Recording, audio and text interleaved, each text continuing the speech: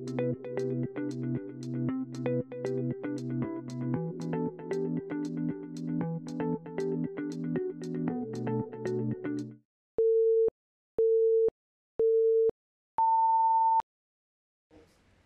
teman pemilih, kembali lagi di podcast Komisi Pemilihan Umum Kabupaten Pacitan, sarana edukasi, informasi, dan sosialisasi khususnya di Kabupaten Pacitan. Dan kali ini kita sudah memasuki di episode kelima. Nah teman pemilih, perlu kita tahu bahwa demokrasi yang kokoh itu tidak lahir begitu saja. Ia tumbuh dari kerja keras, integritas, dan semangat belajar para penyelenggaranya. Dan di sisi lain, demokrasi itu juga hidup dari partisipasi masyarakat yang sadar dan cerdas akan demokrasi. Nah, di episode kali ini kita akan berbicara tentang bagaimana Komisi Pemilihan Umum itu, khususnya KPU Pacitan, mengoptimalkan dua hal penting itu. Yang pertama yaitu tentang penguatan SDM, penyelenggaranya, dan yang kedua adalah peningkatan partisipasi masyarakatnya, khususnya di masa jeda atau di masa non-tahapan. Nah, telah hadir bersama kita narasumber yang tidak asing lagi, Bapak Eko Setiawan, anggota KPU Kabupaten Pacitan, Divisi Sosialisasi Pendidikan Pemilih, Partisipasi Masyarakat, dan Sumber Daya Manusia. Selamat datang Pak Eko, apa Iya kabar? Mbak Risa, halo Mbak Risa, kabar baik alhamdulillah. Alhamdulillah, sama. Mudah-mudahan juga ini ya, Iya. seluruh masyarakat, teman pemilih ini juga selalu sehat. Amin, amin, amin.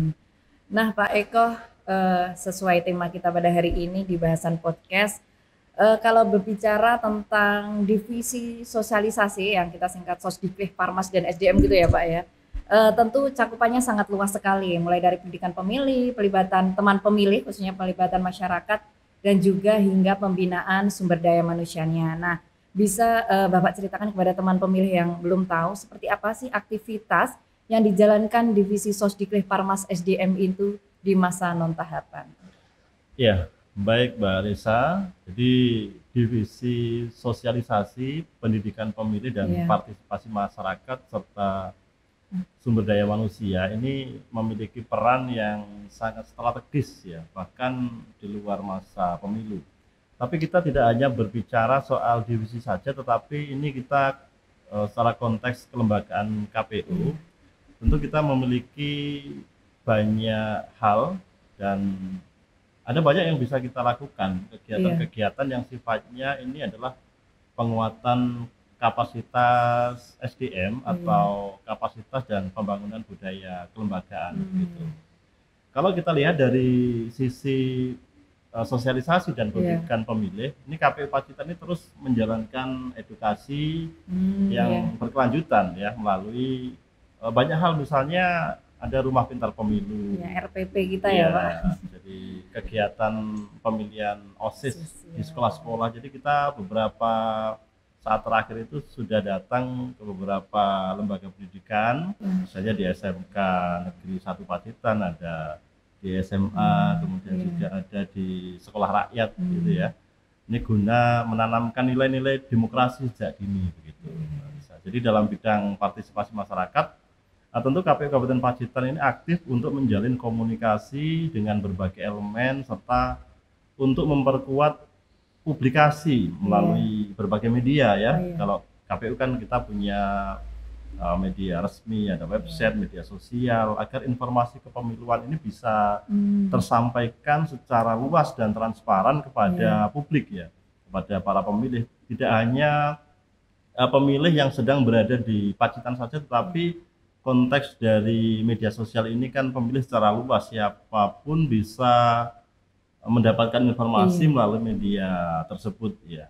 Jaringannya luas gitu ya Pak. Adapun ya kita bisa mengakses dari mana saja, misalnya mereka yang sedang merantau, mereka yang sedang tidak berada di Pacitan, mereka masih bisa untuk mendapatkan informasi terkait dengan kepemiluan. Nah, kalau kita bicara tentang SDM ya, jadi kita saat ini juga fokus pada pembinaan, kemudian peningkatan kapasitas sumber daya manusia, juga evaluasi secara rutin ini untuk memastikan bahwa kesiapan kita nanti ketika masuk tahapannya kita sudah benar-benar siap ya dengan SDM yang ada dan mereka sudah mendapatkan bekal yang cukup. Jadi dalam pelaksanaan tahapan berikutnya ini bisa lebih siap gitu siap. ya Pak? Iya, tinggal menjalankan tahapan-tahapan pemilu selanjutnya. Dan juga tidak kalah penting Mbak Resa, kita juga memiliki media informasi yang bisa diakses kapanpun. Ya. PPID, jadi lembaga publik ini memiliki pejabat pengelola informasi dan dokumentasi. Nah, PPID ini merupakan garda depan keterbukaan informasi publik. Jadi untuk memastikan setiap data, program dan kegiatan KPU itu dapat diakses secara transparan dan juga akuntabel ya. Termasuk keterbukaan informasi ya Pak untuk masyarakat. Iya, jadi PPID ini tidak hanya bisa diakses melalui data ke KPU saja. Jadi ada dua mekanisme ketika kita pengen mengakses ya. Ketika publik ingin mengakses informasi terkait dengan kegiatan KPU, ini bisa datang langsung ke KPU Kabupaten Pacitan atau juga bisa melalui website PPID. Nah, di sana sudah disediakan formnya, ada petunjuknya yang jelas mekanisme mendapatkan informasi begitu. Itu jadi lebih mudah gitu Pak ya. Masyarakat dapat mengakses berbagai publikasi resminya KPU dengan transparan dan akuntabel. Nah, apakah ini juga menegaskan bahwa KPU Kabupaten Pacitan itu memang komitmennya terhadap keterbukaan informasi publik gitu? Iya, betul sekali Mbak Alisa. Jadi KPU ini adalah lembaga publik. Jadi kami itu harus bisa melayani masyarakat ya. Selain melayani secara teknis, secara informasi data-data hasil pemilu itu juga bisa diakses melalui PPID. Tetapi data-data yang bersifat misalnya semerta-merta atau yang penting bukan data yang dikecualikan. Nah, berarti dari banyaknya aktivitas tadi yang sudah dijelaskan itu, berarti di masa jeda atau di masa non tahapan itu justru KPU sedang memanaskan mesin ya Pak.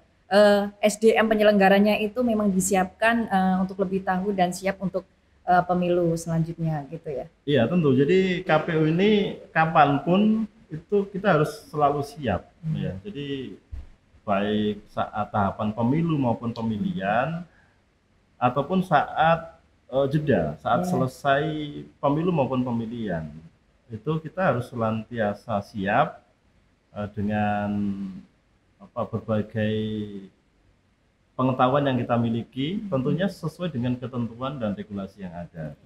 Karena ini untuk menjaga semangat teman pemilih ya dalam demokrasi khususnya di Kabupaten Pacitan gitu ya Pak. Sekali, Mbak Nisa. Nah Pak Eko, kita sering mendengar ya, itu saya tadi sudah menulis sedikit bahwa keberhasilan pemilu selain soal logistik atau tahapan teknis, tapi juga soal siapa yang menyelenggarakannya. Nah, seberapa penting bagi Pak Eko itu khususnya ya dari pandangan Pak Eko sebenarnya penguatan SDM di tubuh KPU, khususnya KPU Kabupaten Pacitan sendiri? Iya, kalau kita bicara SDM misalnya sesuatu kegiatan itu ketika dilaksanakan bukan orang yang memiliki kompetensi, maka kegiatan itu tentu hasilnya kurang maksimal gitu ya.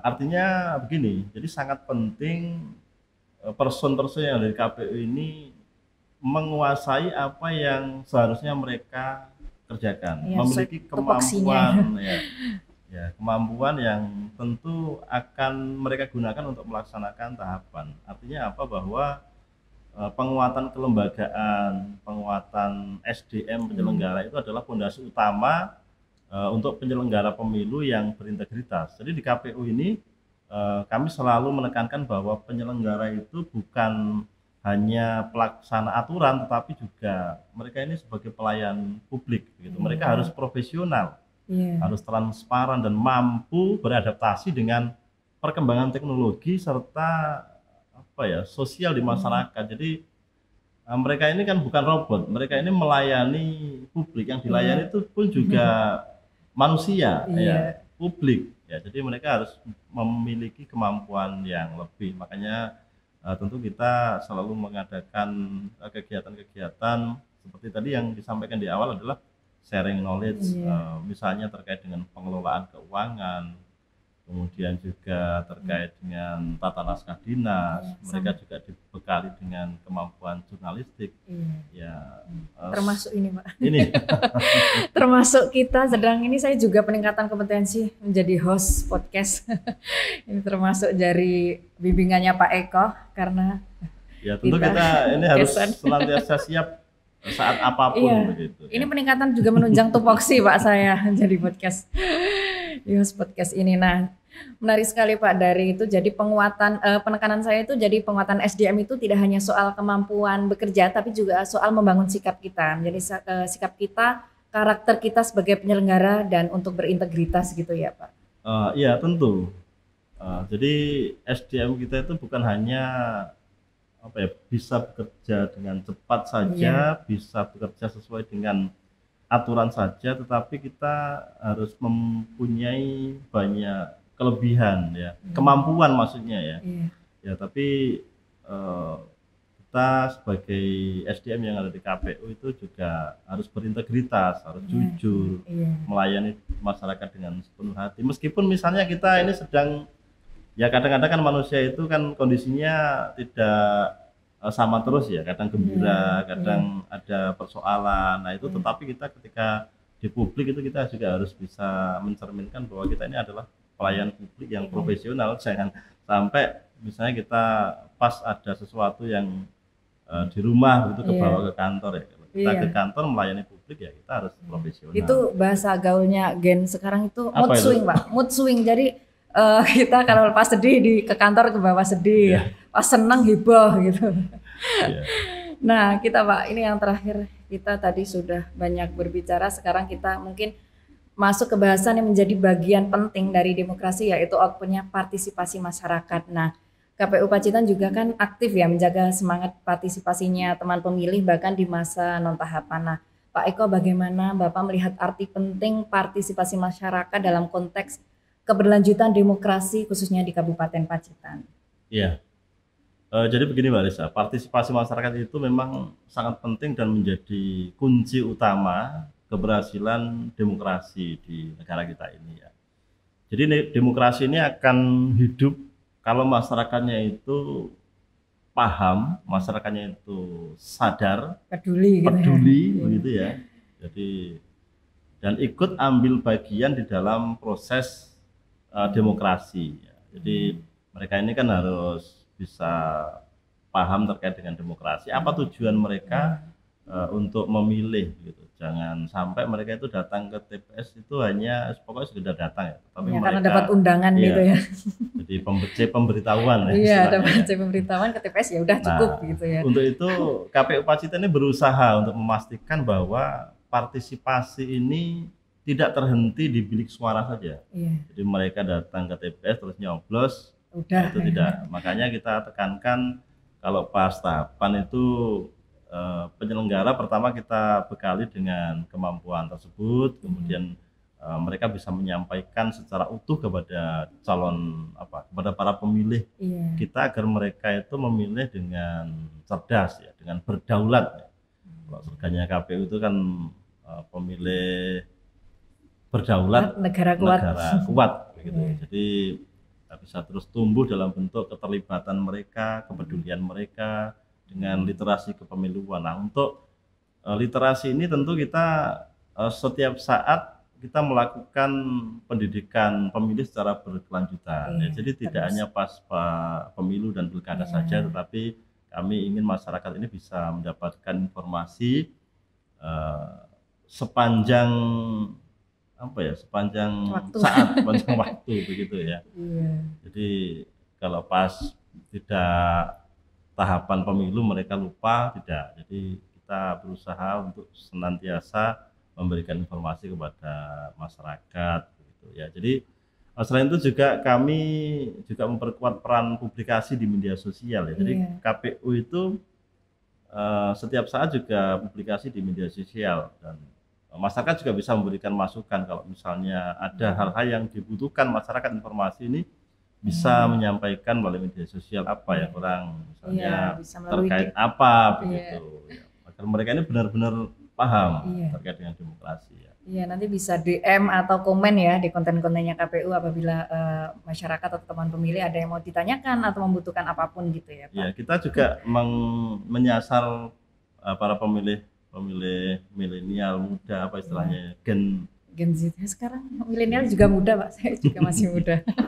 ya kita juga ada TikTok, ada Facebook. Itu kalau Facebook itu kan zaman-zaman kita dulu ketika masih muda ya. Tapi sepertinya media sosial juga ada usianya. Untuk Facebook itu banyak usia berapa, Instagram berapa. Facebook itu kan rata-rata yang sudah registrasi zaman dahulu itu sekarang usianya ya sudah 40-an. Ya, Pak Eko kan belum 40 ya, masih banyaknya Pak Eko TikTok sama Instagram. Itu jiwanya saja yang kita turunkan grade umurnya, kita masuk di TikToknya KPU gitu. Usianya tidak bisa dibohongi ya, soalnya registrasinya sesuai usia. Nah, Pak, KPU Pacitan sendiri dikenal aktif melakukan banyak kegiatan sosialisasi dan pendidikan pemilih ya di luar tahapan seperti tadi sekolah di Pemilos. Nah, kalau bentuk kolaborasi lainnya yang dibangun khususnya KPU Kabupaten Pacitan itu apa aja, Pak? Iya, jadi kita tidak hanya berbicara KPU sekarang. Jadi KPU ini kan apa ya? Dari pemilu ke pemilu tentu ada terobosan-terobosan dan KPU ini tidak bisa bekerja sendiri. KPU harus berkolaborasi dengan berbagai stakeholder. Ya, ada ormas OKP, kemudian lembaga pendidikan baik tingkat SMA maupun perguruan tinggi. Tentu setiap setiap tahapan pemilu maupun pemilihan kita senantiasa melibatkan stakeholder untuk mendukung KPU di dalam proses demokrasi. Nah, kalau kita bicara saat ini, tentu tadi sudah kita sampaikan bahwa beberapa hari terakhir kita juga telah melakukan pendidikan demokrasi pada mereka-mereka yang notabene adalah pemilih pemula, pemilih pemula.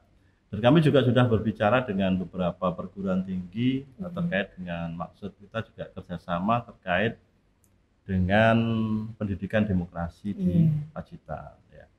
Jadi harapannya nanti kita bisa terus berkelanjutan untuk bekerjasama, misalnya ada KPU Go to School itu yang kemarin ya, KPU Go to Kampus dan Go to Pesantren juga. Itu sering kita juga ya, Pak. Ini adalah sarana untuk menjangkau beragam segmen pemilih. Jadi segmen pemilih ini kan ada segmen-segmen, ada segmentasi ya. Ada pemilih pemula, pemilih muda, perempuan, komunitas. Nah, selain itu juga kita mengoptimalkan rumah pintar pemilu. Kayak kunjungan-kunjungan ya Pak ke RPP itu bisa ya. Jadi kunjungannya itu tidak hanya mereka yang sudah memiliki hak pilih. Jadi mereka yang belum memiliki hak pilih, mereka ingin belajar terkait dengan pemilu, mereka ingin tahu demokrasi. Terkait dengan demokrasi.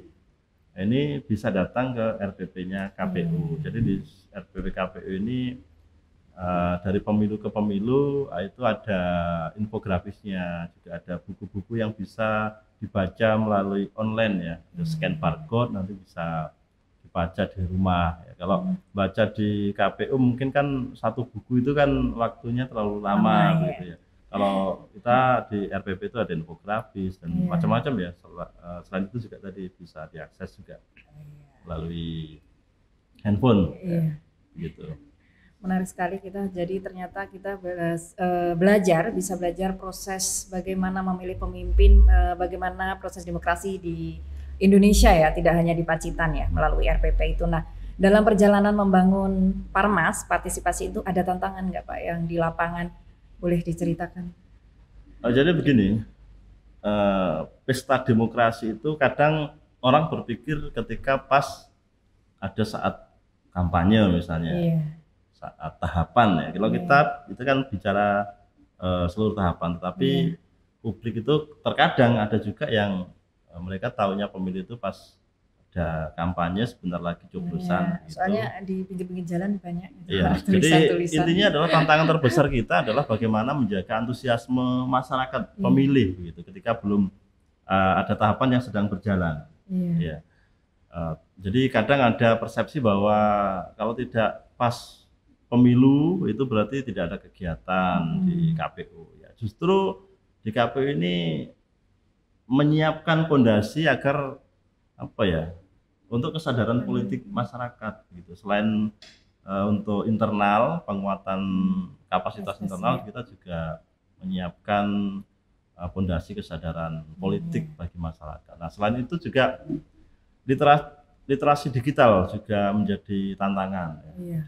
Di era media sosial ini informasi kepemiluan sering bercampur dengan hoax. Iya, banyak Pak itu sekarang. Kadang kan kita membedakan hoax dan yang benar-benar itu kan kadang ya gampang susah. Kalau kita ngaksesnya tidak dari sumbernya, dari media resmi, itu kan apalagi kalau sekarang ini kan musim AI. Misalnya Mbak Risa sekarang ini sedang podcast, tapi diganti. Terus nanti diganti kata-katanya, ganti kata-kata yang kurang baik ya. Nah, ini kan sekarang ini kan kita edukasi pemilih ya. Tetapi ketika sudah menggunakan teknologi AI dan itu misalnya ya, ini hanya misalnya digunakan oleh pihak-pihak yang tidak bertanggung jawab, ini kan juga menjadi tantangan yang makanya sebisa mungkin informasi itu ya harus didapat dari sumbernya. Ya, apalagi sekarang banyak pesan diteruskan kayak gitu ya. Iya, ya itu kan juga ini ya. Kalau memang kita tidak pandai untuk menyaring, itu kan bahaya juga gitu ya. Tentu kami mencoba untuk apa ya, menghadirkan pendekatan-pendekatan yang humanis dan komunikatif kepada para pemilih ya. Tapi itu tidak hanya hadir sebagai lembaga formal saja, tapi juga sebagai mitra masyarakat. Kami juga gini ya, aktif ya, kita kan tahu ya, aktif di ruang-ruang digital melalui publikasi kegiatan dan konten edukatif ya. Ya, salah satunya melalui podcast seperti ini begitu. Iya, tentunya harus dilihat dari ya Pak, kanal resmi kita. Nanti kalau sudah tercampur hasil share-sharean ya, kalau memang itu benar ya nggak apa-apa, tapi kalau sudah dipelintir ya istilahnya, diedit, nah itu kadang-kadang ini kita juga prihatin juga ya. Jadi harus tidak hanya KPU saja, tapi banyak pihak stakeholder juga ya, bagaimana caranya agar informasi itu memang benar-benar ya yang akurat sesuai dan dari sumbernya langsung gitu ya Pak. Ya itu tadi ya, kebukaannya kuncinya adalah salah satunya keterbukaan informasi. Jadi kami berusaha semaksimal mungkin untuk secara konsisten terkait dengan keterbukaan informasi begitu.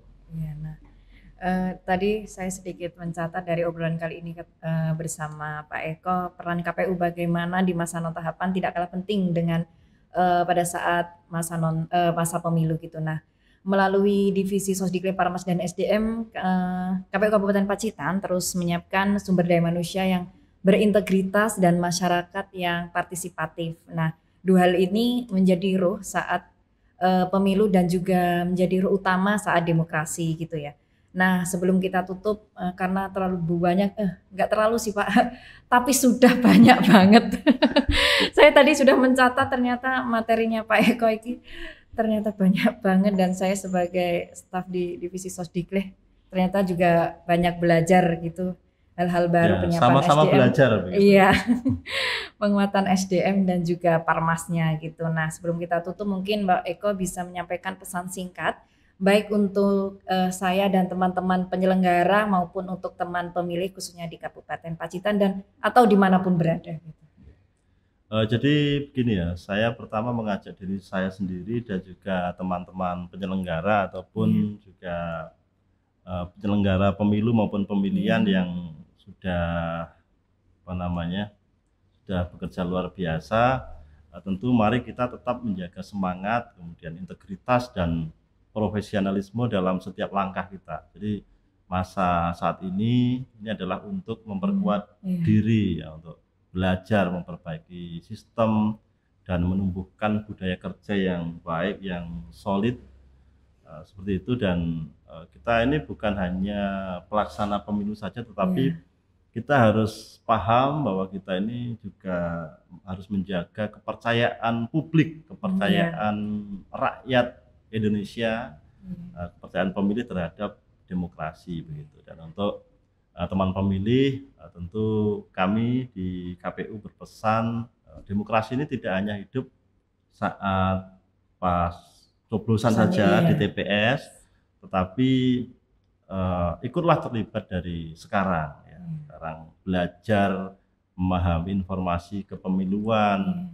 sebarkan hal-hal positif terkait dengan demokrasi dan jadilah bagian dari masyarakat yang cerdas, aktif dan peduli ya. Karena suara kita semua ini bukan sekedar angka-angka ya, tetapi penentu arah kebijakan bangsa itu, Mbak Desa.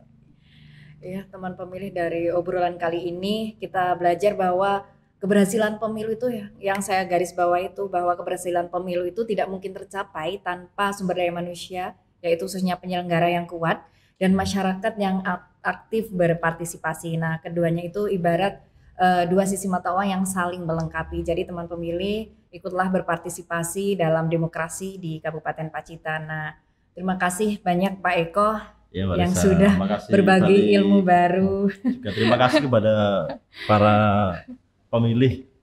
Iya, dan semangat baru, semangat demokrasi baru ini untuk menggugah di masa tidak tahapan ini ya Pak. Nah, semoga KPU Kabupaten Pacitan terus menjadi lembaga yang berintegritas, adaptif, profesional, dan menginspirasi. Nah, jangan lupa untuk teman pemilih terus ikuti episode berikutnya dari podcast KPU Kabupaten Pacitan, karena akan banyak hal-hal baru dan aktivitas KPU yang mungkin belum banyak teman pemilih tahu. Nah, terakhir, terus ikuti konten dan informasi seputar kepemiluan melalui kanal resmi yaitu di YouTube, Instagram, Facebook, TikTok, dan X. Cari saja KPU Kabupaten Pacitan. Nah, sampai jumpa di episode podcast KPU Kabupaten Pacitan berikutnya. Saya Reja bersama Pak Eko Setiawan pamit undur diri. Salam KPU melayani dulu Pak. Gini ya,